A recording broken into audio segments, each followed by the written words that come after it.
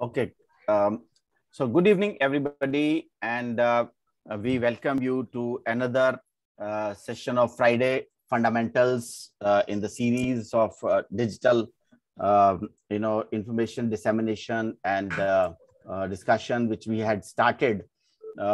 Today's topic is very unique, and in fact, the heading I was very. It's a very interesting heading, which I found it is that how to vaccinate your company against invisible management viruses. And today's speaker is none other than Mr.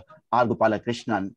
Actually, all of us know that COVID-19 pandemic has placed a significant stress on individuals as well as businesses. While the COVID-19 pandemic was unspooling, many in various industries asked themselves, how bad can it be? Now that some recoveries are already underway, leaders are increasingly wondering how good, how high, and how long the post-crisis bounce will be. To meet the challenges posed by the pandemic, businesses around the world had to react in agile and decisive way. As we move into the next phase, now is the time for businesses to seek out and seize the opportunities emerging during the recovery period. This involves conducting an after-action review to collect data and insights on lessons learned from the pandemic, and then using these to prioritize actions to enhance business value today and build strategic resilience for tomorrow. Businesses that take appropriate steps now will be well placed to capitalize more effectively on the opportunities arising in the post-COVID-19 recovery, and to continue winning in their marketplaces as greater certainty and stability return. The pandemic merely illustrates one challenges of transformation.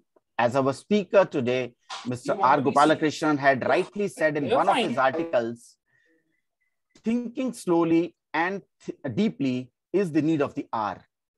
He quotes a Korean proverb, it is when you are in rush that you have to slow down, and adds Vedanta as it advises use of intellect rather than only the mind through Shravanam, which is listening, Mananam, which is thinking, and Nididhyasanam, which is introspecting. Today, we have gathered to slow down and grasp our lessons on immunology of business management that will strengthen the immune system of businesses and professionals.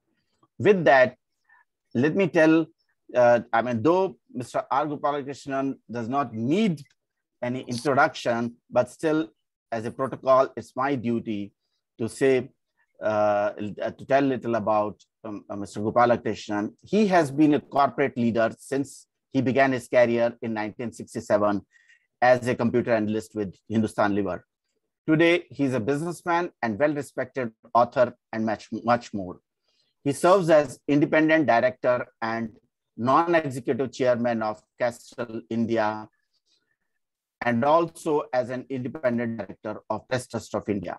He's an executive director of Tata Sons Ltd and serves as director on boards of Tata Power, Tata Technologies, AkzoNobel India, and ABP Private Limited.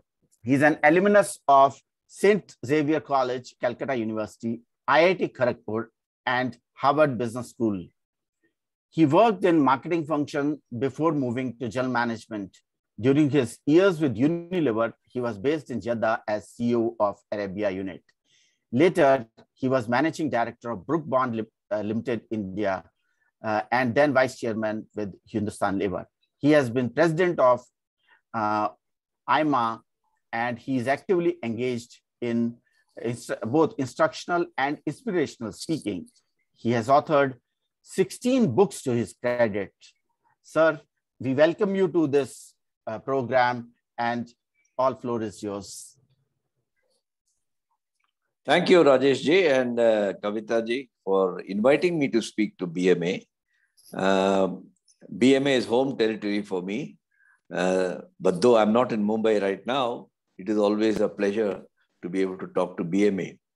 I have chosen what might look like an unusual topic, but it comes out of my mental idea or concept that an organization, a company, is very much like a human being.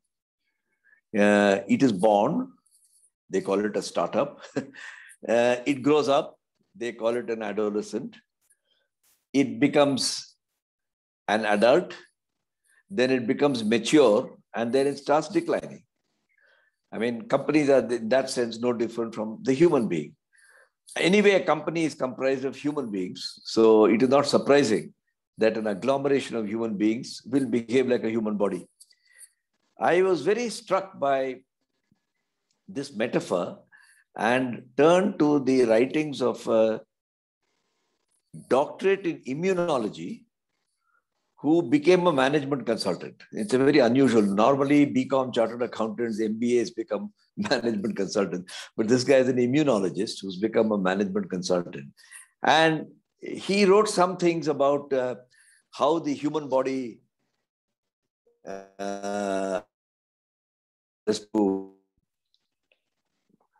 changes and what applicability that has to organization. So that's going to be the substance of what I want to say.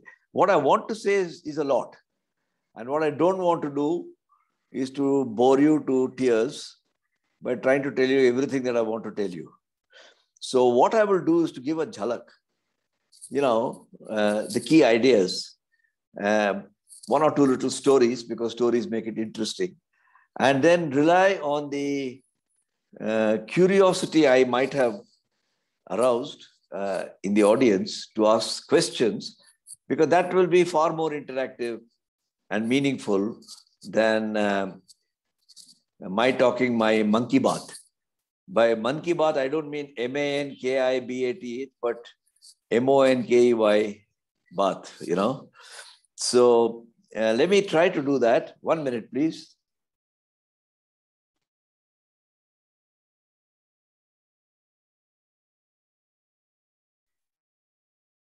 Juggle. So, okay. So let me start with two little stories.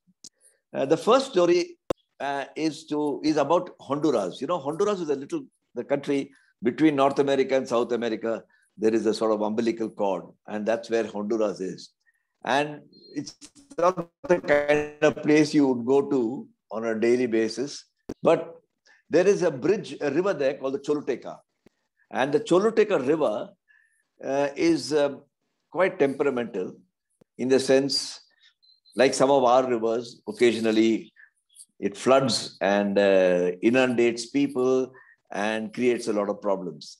So the government in Honduras decided that they must do something about it. And in 1998, if my memory serves me right, the government gave a contract to a top-class Japanese civil engineering company and asked them to build such a mazboot bridge that the Choluteca River cannot dislodge it, and people on both sides of the river can continue to cross. As it so happened, in that particular year, soon after the inauguration, there was a hurricane. Right now, they are going through Hurricane IDA. Now that one is called Hurricane Mitch. And what Hurricane Mitch did was it unfortunately took 7,000 lives of Hondurans. And the Choluteca River was completely gone berserk. It went berserk to the point that the river changed its direction. So whereas the bridge was put on top of the river, now the river turned and went this way. Now the bridge was over land. I mean, it was really not necessary to have built the bridge in the first place if they had known this. And even today, the Choluteca Bridge, which is a very solid, mazboot bridge, is over land. And they are now how to make a new bridge so that the Choluteca River can be bridged. I use this story to tell people that we live our lives, and I will talk about management careers, rooted in ideas that we have got in our head. We lead our lives also in the same way. And we don't know when the currents have changed. but we are still holding on to those ideas. And it's a great mystery to people. What is the principle that you must hold on to, and what is inalienable? This is a dilemma with how much change do you do with change? And appeal doesn't need to be proven. The second story I want to tell you, and both these stories together make the point far more eloquently than my talking about it, is about a Japanese gentleman called Hironotan. He was born in 1922. He died around 1998 when the Choluteka River was in action. Now, why I know about Hironotan is he died in 1998, and there's a big story about him in the New York Times. And here's the story. 1941 or 42, he was a 19, 20-year-old chap. And in those days, based on nationalism, which keeps cropping up in various countries from time to time as a major virtue, he joined Emperor Hirohito's black belts, special forces. And they trained him to get up in the morning, to live under very rough conditions, get up in the morning, eat natural fruit, berries, twigs, whatever live animals he could get in a forest, because his duty was to be in a forest. They gave him a 747 rifle, which he slung on his back. They taught him how to stick a bullet into it and fire a 747 and very quickly reload it. Given all the skills, they then took him in a plane and dropped him over a forest called the Lubang Forest in Philippines. It's a very dense forest. They dropped him from the plane, and his instruction was, you have now been skilled. Every morning, get up, look left, look right, look ahead, and look for the enemy being the US forces. And if you see them, shoot them. And you have to be alert throughout the day. Only the night you can go to sleep. And you pick up berries, fruits, whatever you can, because the rations we're giving you won't last more than a few days. Hironotan, 19-year-old, took the emperor's name, like Jai Bharat Mata. He must have said Jai Japan Mata. And off he went into the Lubang jungles. And he did this very diligently. Very diligently, he practiced all the skills that he was taught. Systematically, day after day, month after month, year after year, from 1942 to 1972, for 30 years. As you can imagine, he's now a middle-aged man, and he didn't know that the Second World War was over because he's in the jungle and nobody told him. In 1972, when communication systems had improved greatly, his former commanding officer came looking for him through the wireless communication. They located him, radar, and they found him.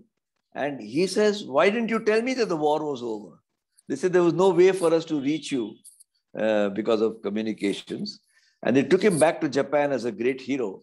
And of course, gave him a nice pension. And then he lived for another 20 years and then he died. Now, why his story is interesting is there's a bit of Hironotan in all of us. We are all Hironotans. Some time ago, you were taught how to load a 747 rifle. Look left, look right, look front, look back, kill anybody you see, and be alert. And we keep repeating the same thing. So we were taught to write books of accounts or sell to distributors or follow a strategy of one kind or another. And we keep repeating the same thing. But the world around us is changing. And then when we are 55, we are laid off or the company goes under or something bad happens. And then we say, well, why didn't somebody tell us? Look at some of our public sector undertakings. Look at MTNL. Look at BSNL. There are many others I can quote. But since I'm the victim of BSNL services here in the Nilgiris, it comes to my mind more readily. You go to their offices, you get the feeling that they are living in 1960s Bombay. And they're just hoping that BSNL will somehow continue. So this is not a criticism of BSNL people, by the way, don't get me wrong. It's a criticism of all of us because there's a bit of Hironotan in me also and in you.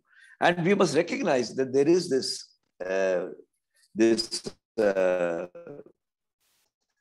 reality that we forget to adapt without ever realizing the need to adapt. And I'm telling you these stories. And I'll give you one example, which is, in case you think this is all fancy stuff from some history. The year I passed out of school, 1960, not that I was keeping all these statistics, but I just chosen the year I passed out of school. If you took Asia, India and her neighbors, India and China were at the top in per capita income. Okay? It was a very modest per capita income. It wasn't very high. We were both there, and behind us came Burma, Nepal, Afghanistan, Sri Lanka, and so on and so forth. Now cut to 60 years later. In the South, we have a tradition. On your 60th birthday, they have the Shashti Abda Purti. The 60th birthday is celebrated in some way by the family. And on the Shashti Abda Purti of India, China is ahead of us by 5 times our income. That we all know. Bangladesh is ahead of us. Bhutan is ahead of us. And who's behind us is Pakistan, Nepal, Myanmar, and Afghanistan. That's the company we have. I think India as a nation, that's you and I, it's not governments and prime ministers, it's all of us. We have also been Hironotas. Right under our nose, from standing first in the class, we are now standing in the bottom end of the pack. So let us not assume that it's the fault of the politicians, company managers, academics. We can blame everybody. For that, you can watch TV in the evening where everybody is blaming everybody and you don't have any clarity. But let us look inwards as to what we can do about it in our companies and our lives. And that's the focus of what I want to talk about. And that's where this idea of corporate immunology has come to my mind. The human body ages. And one of the reasons is its immune system starts to get weaker, right? As you know, the body is subject to many unseen, invisible viruses and bacteria and fungus and so on and so forth. And we can't see them. If I see something that's a rotten fruit, then I can see it is rotten. If a kela is overripe or an apple is rotten, I can see it. I will not eat it. If a food is smelling, I can smell it and I will not eat it. But what do I do about invisible viruses? And it is my view that a company also has management viruses. I'm using the word virus because it's topical now with COVID and all going on. It's not COVID-19, but COVID 1, 2, and 3, which we have forgotten, which is attacking a company all the time. There's enough historical evidence. Dr. Kavita from Jamnalal Bajaj can run you 10 case studies of companies that were bitten by viruses and vanished. Xerox is a great example.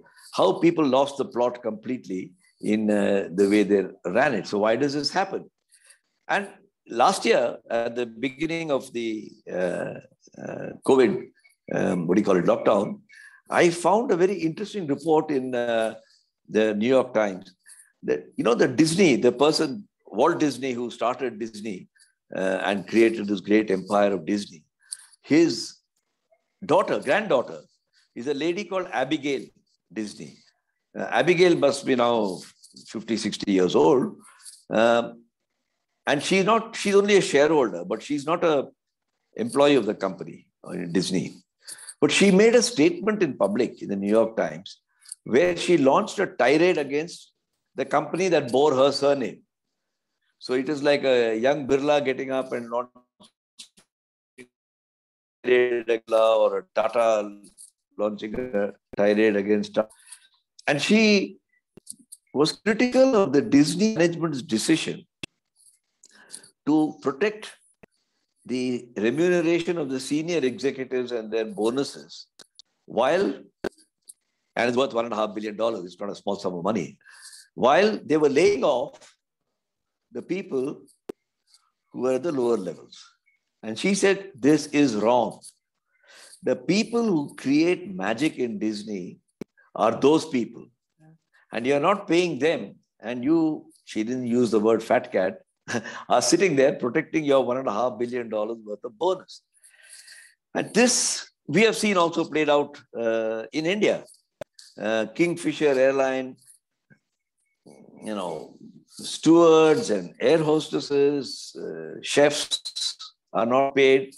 And Vijay Mallya celebrates his 60th birthday in Goa. We all know the facts. I don't have to go through that.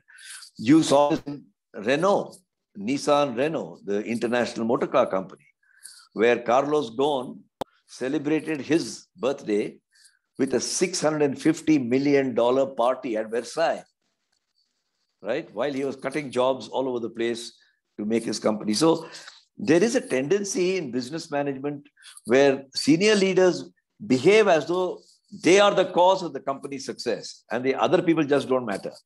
And why this happens is because, of course, the ego and the mental makeup of leaders. But what is happening within the company, in the body of the company, is that these viruses are attacking. And I'm using the metaphor by the immunologist turned management consultant, where he said there are 3 layers of protection in our human body. And I found in a company also there are 3 layers of protection. All of us know this. As soon as I tell you, you'll say, "Ispe kaun si badi baat hai." But how many of us have thought about it that way and have tried to do something about it is a debatable point. So in our body, the outermost layer is the skin, the mucous system. So many predators who attack the body are stopped from entering the human immune system by the body, the skin. The skin is the largest organ in our body. It's so many square feet if you lay it all out. Now, what is the equivalent of this physical layer, as it is called, in the immunology system? The company also has a physical layer. And the physical layer is what is visible. When you enter a factory or a company or its people, are they radiating commitment, energy to the company and being engaged people? Or do they look as though they are disinterested? Just go to a Bombay Municipal Corporation office and go to HDFC. You'll see there's a difference in the physical layer. The mere look of the place, the mere way people react. And I use the word engagement of people because they have a certain energy that they radiate. Some of the HDFC offices are not that lush. I'm not talking about Deepak Parikh's office. I'm talking of ordinary HDFC offices. So there's a physical layer. The second layer, after the physical layer, is what is called the genetic layer, the innate layer, the genes that are in you. So the genetic layer in Rajesh Sharmaji's body is different from mine, because each one has a different genetic combination. But it does play a role. So if, for example, I come from a family where people are prone to heart attack or diabetes, my genetic code can be different from somebody else. Some people are prone to asthma. Some people are prone to, giddiness. So I'm looking at this second layer in a company. And the second layer in a company, which is available, is what is called the culture of the company. There are many consultants doing work on culture, but I think it is important to understand that culture is about recognizing, what does a genetic layer do? It says what is self and what is non-self. The moment it detects a non-self, it triggers off certain reactions. In the same way, in a company, हम लोगों की रीत रिवाज ऐसे है, कोई बाहर से आ गया है, so you immediately tend to reject him. So there's a thing called a culture. Culture can be good, culture can also be bad. If culture ties you down to a certain way of working, and you become a victim, you become a hero or not, that's not good. But culture which is adaptable is also very helpful. But companies must have a culture. You can't have a company with no culture at all. So when I moved from Lever to Tata, both were fantastic companies. No argument about it. But their cultures were different. And I had to change. from the way Lever operated to the way Tata operated, because I can't expect the whole of Tata to change to my way of thinking. I mean, that's not even though I joined at a fairly senior level. So this is the second layer, the innate organizational culture. So the first, outermost physical layer is people's passion. The second one is organizational culture. And the third one is called an adaptive layer. So if, like COVID-19, gets through the physical, it gets through your innate, it gets to your adaptive layer, then your body should be able to adapt to COVID-19. But because COVID-19 is a tricky fellow, your body is not able to adapt by generating antibodies. So you take a vaccination, or you have you wear a mask, you try to do things which all of us fully understand. Now, in the case of a company, the adaptive layer is the positivity of employees. We tend to underestimate the value. Positivity of employees doesn't appear as a balance sheet asset. 50 years ago, nobody talked of brand value appearing as an asset in a balance sheet. Today, there are enough people who will tell you brand value must appear. In the same way, a combination of these three things, the first one I call people passion, the second one I call culture, and the third layer I've called positivity, is worthy of study and measurement and trying to give it a balance sheet value. If I can say after 50 years in Hindustan Lever and Tata, 30 plus 20, very roughly, it is that they have a tremendous asset on the balance sheet, which is not written about, people power. And the people power comprises of passion plus culture plus positivity. And you may ask, what is positivity? And positivity is a subject, all of these are studied. I mean, there are enough consultants in this audience who will know more about it and who can start a practice if they think. But Professor Barbara Fredrickson has done a lot of work on positivity.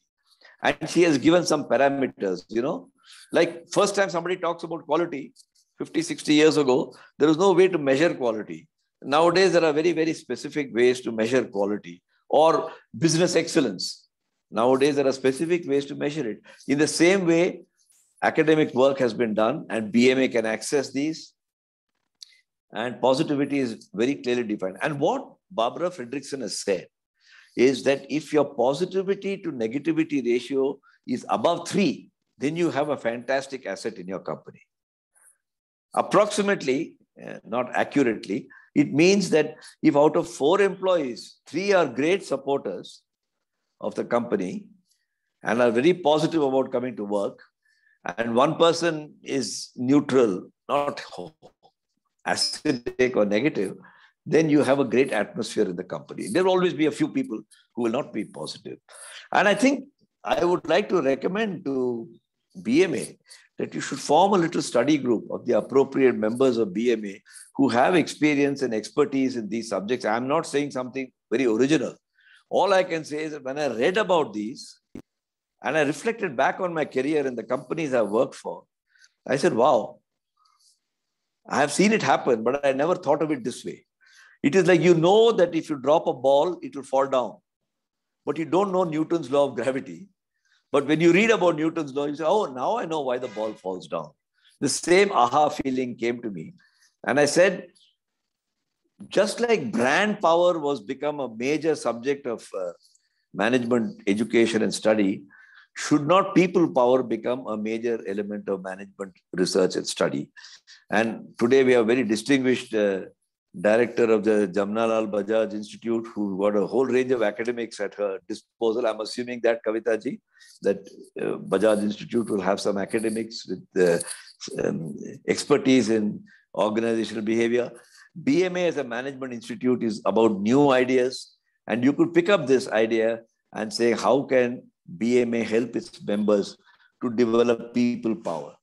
And I will just mention 2 examples, and maybe I'll stop there, because the major point I wanted to say is you can vaccinate your company, provided you do some vaccine research. You can get a vaccine, not called Covishield, not called Covivax, but called People Power. I'll call it PP365, just to give it a name. If you can invent a PP365, Hindustan Lever accidentally has stumbled upon it. accidentally or by design. Tatas have stumbled on it, and so have Godrej and Bajaj and many other companies. Now the only two companies. I talk more about Hindustan Lever and Tata because I know firsthand. If I don't talk of the others, it's because I don't have firsthand knowledge. But there are many other companies. But how can we create a mantra? Just like branding was unknown 50 years ago in India, people power is still unknown, and it is seen as some quirky stuff that HR people do. And you're very happy as a CEO to say, HR department, take care of this, I think we are missing a big trick. If we can invent this vaccine, and each company must have its own vaccine. It is not that the vaccine that is applicable, Moderna and Pfizer are not necessarily interchangeable. So you can't just say Hindustan Lever jo karte wahi. You have to do one for your own. Just like food habits and diet are all very, very specific. Two examples I wanted to give you.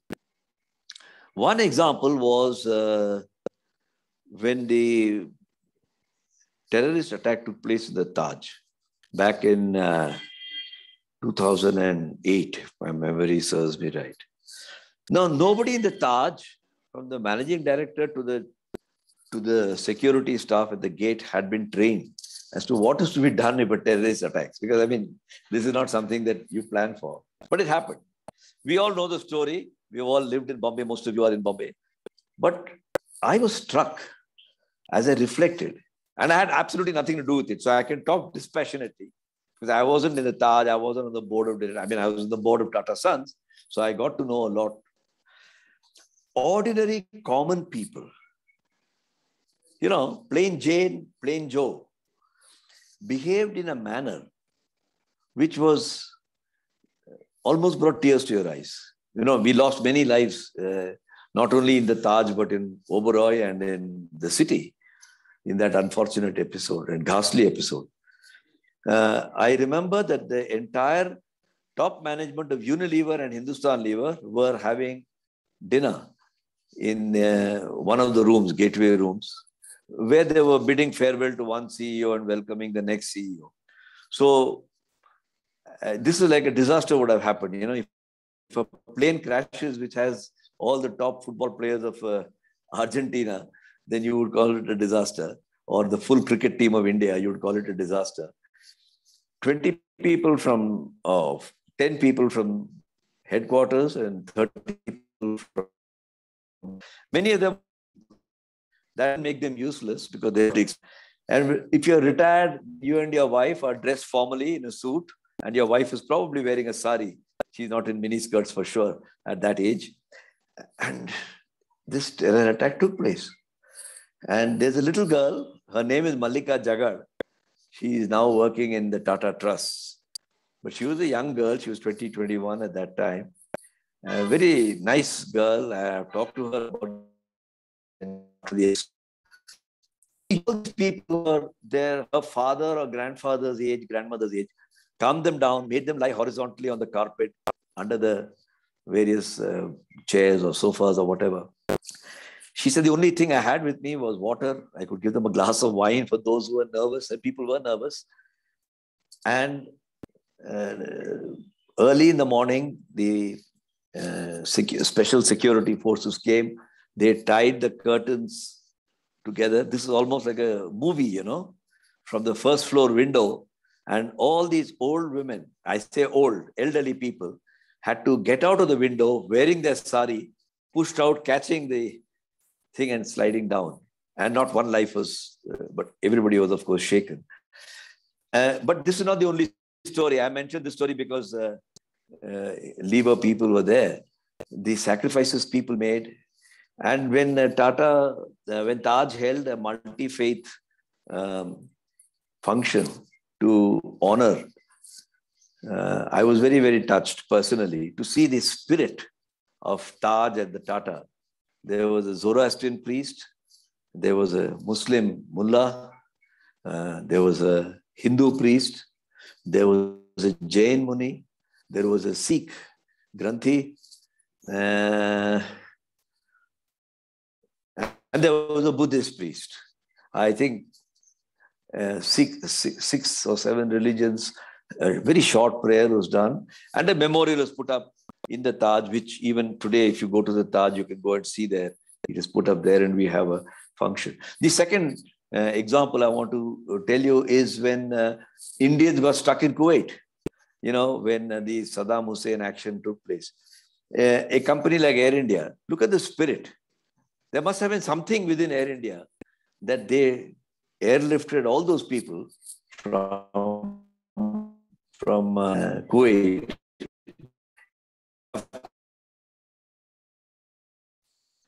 But airlift is called.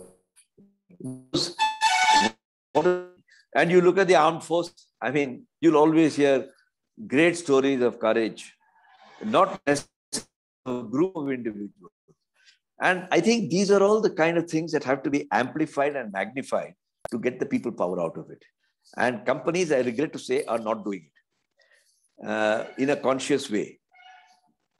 If you look at the employee engagement statistics globally published by HR consultancies, you will find that the employee engagement in every country has been declining year after year for the last 20 years.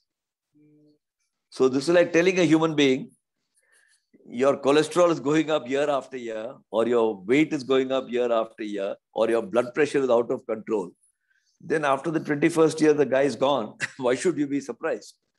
He did nothing about it. And therefore, I would like BMA to consider, Rajeshji, to give a clarion call, use the resources of the outstanding members you have, which is a combination of academia and experience, to mount a program. It won't finish in Rajesh's time. It will take 10 years. But BMA stands for Promoting People Power, is an idea I would like to leave with you. And if I can help in any small way, I'm very happy to do it. I've spoken about as much as I wanted to. I've got lots more, but I don't want to bore you. Rajeshji, Kavitaji, over to questions and interactions. Thank you very much, sir, for sharing your words of wisdom. Let me tell you, I mean, these are some of the things which you have shared. These are very, very palpable in every organization. And thanks for sharing, where you shared that, viruses are attacking all around. And we as individuals and groups within the organization, we forget to recognize those viruses and realize that what is happening around. And you have also shared that what can we should think that what can we do ourselves about changes which are happening around. 3 layers of protection which you shared was very unique. Where, I mean, I come from pharmaceutical industry, so I could relate myself to whatever you are saying very, very closely, whether it was vaccination or when you are talking about 3 layers in the body of the skin, genetic layer and adapted layer, and similarly relating it to the management in the companies, which is vibrancy of people in the organization, or innate culture of company, or positivity of people. And the most important thing which I feel which you shared was the people power, and the idea which you gave about starting a study group. And I can assure you that we will definitely consider it, and we'll come back to you for your help, where we can consider this group and we can find out something. Now, there is the question answers when we are saying, sir. And there is one question from Mr. Nagendra Aswatha, which he's asking that how do you quantify positivity? The idea is to measure and therefore manage better the positivity factor. So if you can throw some light on that. I would advise you, since time is short and I don't want to pass off as a positivity expert, but Professor Barbara Fredrickson is spelled Fredriedrickson, Fredrickson, Barbara Fredrickson, has done a tremendous amount of work in this field. I think she's an acknowledged authority, right? She has spent, I don't know, 20 years, 15 years doing this, and therefore she has developed a number of parameters by which you can actually quantify and measure positivity. I would request that somebody should Google or read her books rather than I try to give my khichdi version in 3 minutes. Just like we didn't know how to measure quality, but somebody like 3 TPM, TQM,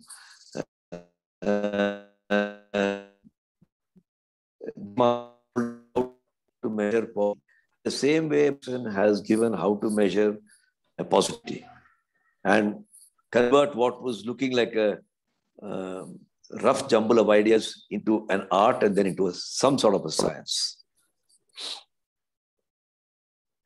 So there is another, I think Mr. TV Shuna, he wants to ask a question. So maybe you can unmute yourself and ask.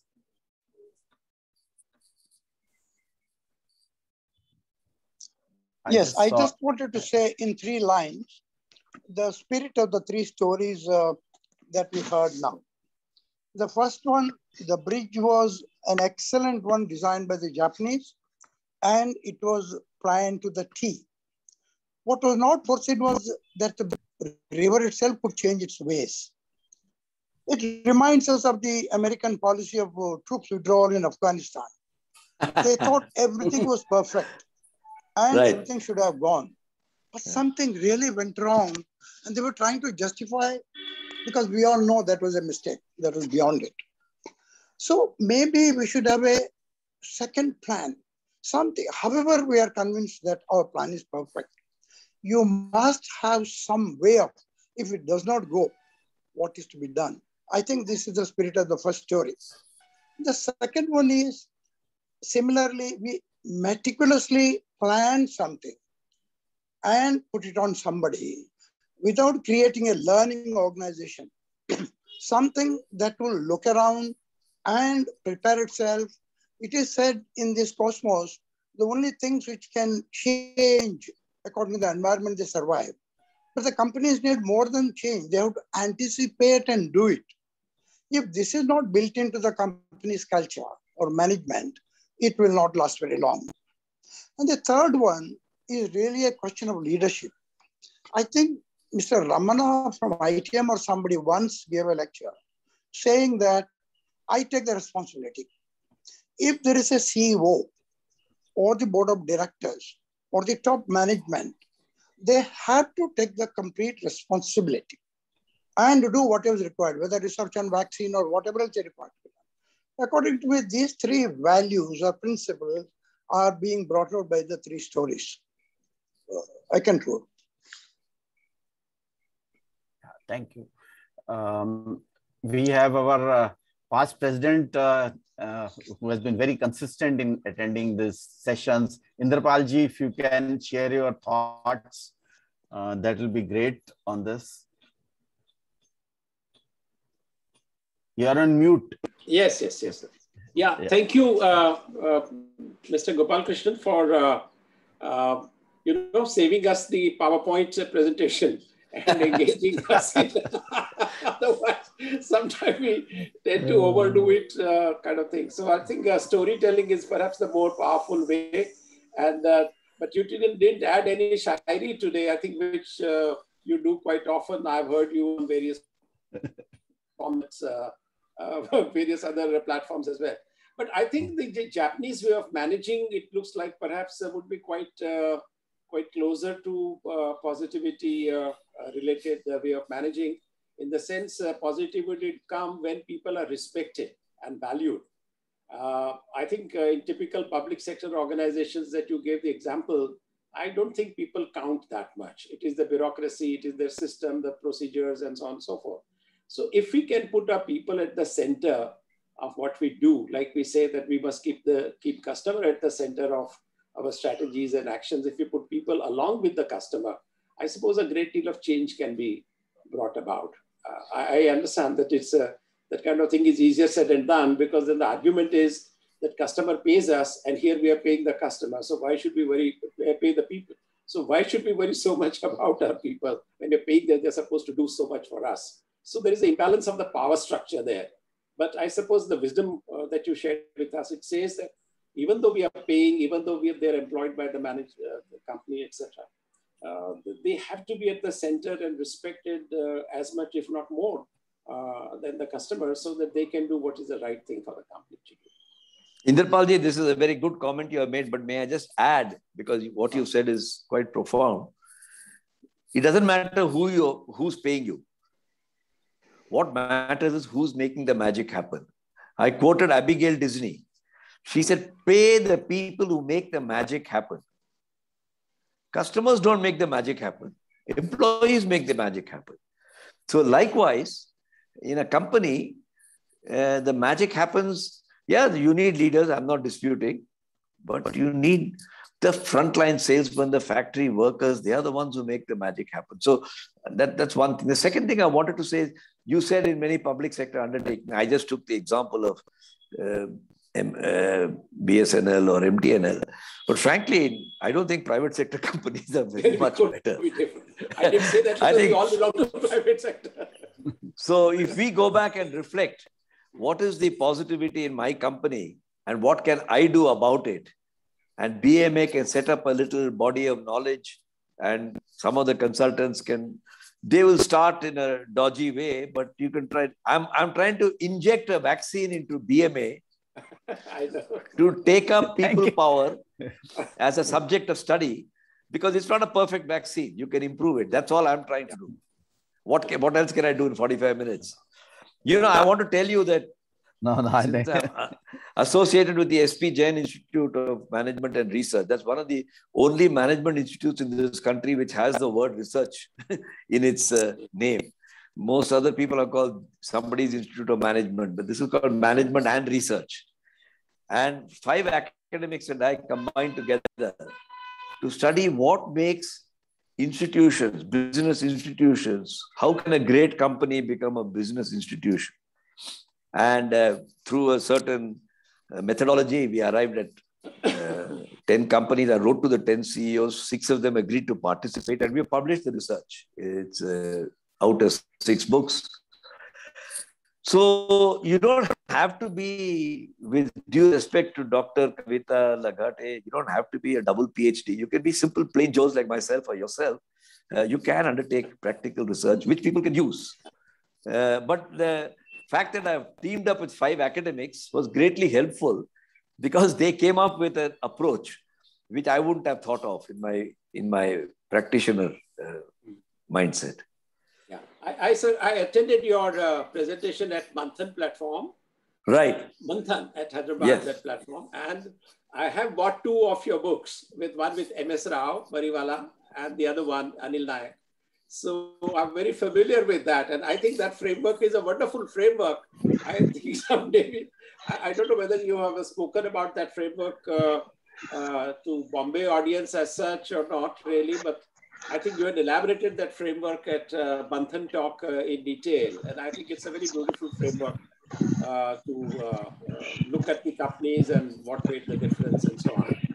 I can arrange for 2-3 of the academics of SP Jain to come and make a presentation at BMA, virtually or physically, about the research methodology and how out of, this is the first time anybody has studied great business institutions in India. Oh, Tom Peters, vagara, they're all there. Jim Collins, we keep quoting them. But in India...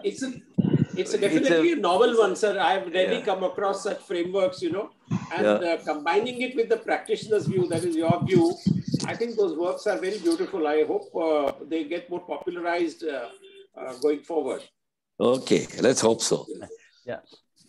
So thank you, sir. Mansi Thakkar has a question. Mansi, can you unmute yourself and share your thoughts?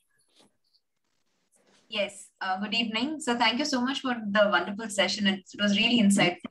So my question is how to develop a right work culture in a new startup? Any suggestions or book recommendations? Because in the pandemic, we've seen a lot of emerging startups coming up, but I think it is very important for all young entrepreneurs to have a right culture. So I would want to know more about it, sir.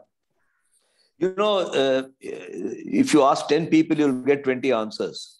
And rightly so, because I don't think there's a single rubber stamp you can put on it. So I'll give you my version. Yes. So I'm qualifying it by saying this is my version, not very original, but what I have experienced.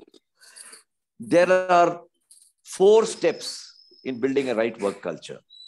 First, build talent density. Build talent density.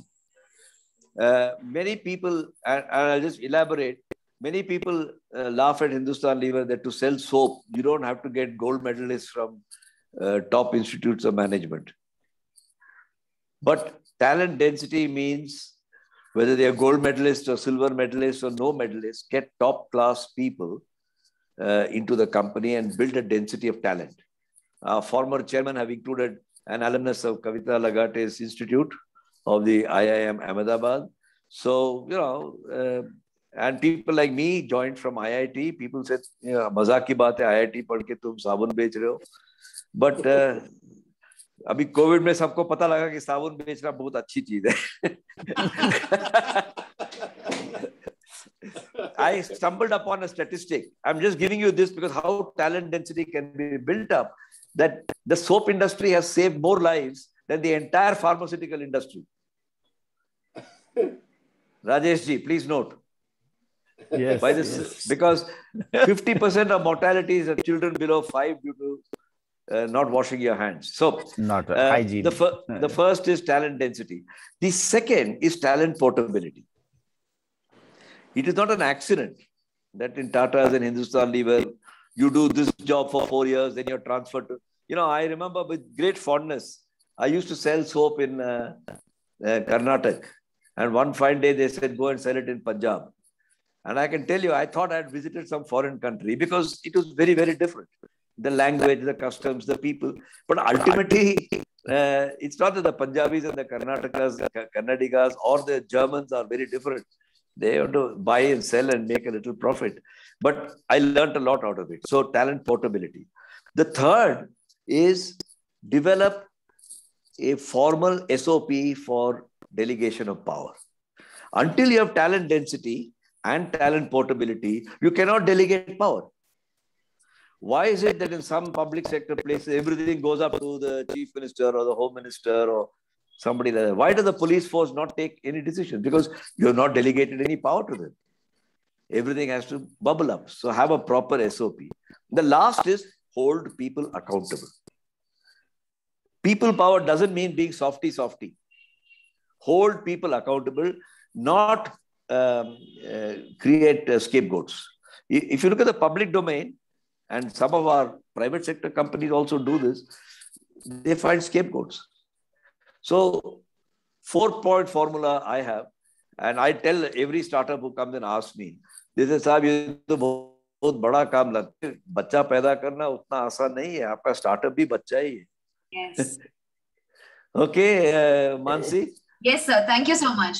Thank you so much. Kavita ji, you would like to share your thoughts on this? Yes. Thank you. Thank you, Gopalakrishnan sir. That was great. My thought is, we talk about the 3 things that you have mentioned very typically, that physical layer, the cultural layer, and the adaptive layer for positivity. I think that it is more for the leader to create it. The organization will follow the path that the leader will pave it for. So am I right in saying so? Because the people at the bottom will not have authority, as in these 4 points also you have said. So is it the responsibility of the top leadership to create the environment and make people comfortable, or is it all together coming and then deciding, but many people, many thoughts, and then the focus gets distorted? So what do you think? I would respectfully disagree with you. We expect too much out of leaders and we are ignoring people power. Who created Marathi culture? Tell me which leader has created Marathi culture. You can't name me. You'll name me 10 names, but even that will be disputed. There is no single person who created Tamil culture. There is no single person who created the Sikh culture. You can say Guru Nanak or something, but that's really not true if you're a scholar of. So the point I want to make to you is that culture is created in an evolutionary way.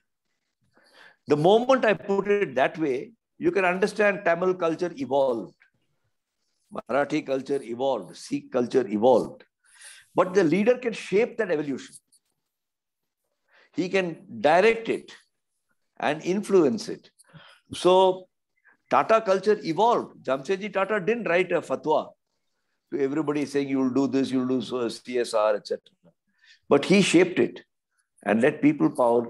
So I do think that leaders shape the natural forces that are released by the power of the people, by people feeling that their power is meaningful to the company, that they are not robots who have been employed to do manage your kaam kaha wo karke tum ghar chale jao. You know what Indrapal ji said, treat people as human beings, you start to get a very different and all startups have that, by the way. If you ask any startup founder, he'll say, yaar, sone ka, baithne ka samay nahi hai. People have energy. What the leaders can do is to shape it. So I hope I've answered your question, even if I don't agree. Yeah, go ahead. That is what I was thinking, that the culture of an organization is more than the subtotal of the individual cultures that the people bring to the table. And yes, synergistically, the leader will have to shape it. Yes, that you put it very well. Who created Indian culture? Is it the Maharashtrians or is it the Sikhs or the Gujaratis? So it's a mixture of all of these. And the task of a national leadership is to create an Indian culture out of it, which is a synthesis, which is what very often we do. In the fact that a Bengali composed the national anthem, the entrepreneurship has come out of the Gujaratis and the Chettiars, the martial arts have come out, martial nature has come out of the Sikhs, and so on and so forth. So you hit the nail on the head. I agree with you. Sir, for the last 2-3 years, we are offering a leadership development program, which is called as Leader Next. And in that, one component, which is more on people management, is what we are focusing on, where we try and give different perspective about managing people. The name that you have given, PP365, I think is a great brand name that we can create, because if we are talking about leadership development, people power and all 365 days, I think is a great concept. And as you have suggested, that PMA would like to look at the research part of it, which will help us in creating something which will be valuable to the organization in vaccinating themselves. So thank you so much for I am happy to assign the brand name to you, BMA PP365. Yes. Oh, thank you very much. That's great. Yes. That's good. Okay. One minute. My granddaughter. 1 minute. Sir. I'm just coming. It's finished. Okay. My granddaughter is calling me, so let's conclude this. Yes. Yeah, sure. Thank you very much, sir, for sharing your thoughts and sparing your time for BMA. I thank you very much for your time, and I thank our past presidents, Indrapal ji, Chaya ji, and Professor Mani for attending this session, and our president, Kavita ji, and all of our executive members for attending. Just to share with the members or people who are attending this session, that in the balance of the month, the next sessions which we have, which are on Wednesday and Friday, on 8th, Mr. Harish Shetty will be taking Wednesday webinar, and on 17th September, it will be a session on gamification. On 24th and 25th, it will be a data analytics conclave, and on 29th September, we'll be celebrating Indian Managers series, which will be a tribute to be paid to Dr. P.N. Singh. So thank you very much, everyone, and happy weekend. Thank you. Bye-bye. Thank you. Thank you, sir, once again. Thank you. We will come back to you for your help on this positivity, PP 365. Yes. Yeah, sure, sir.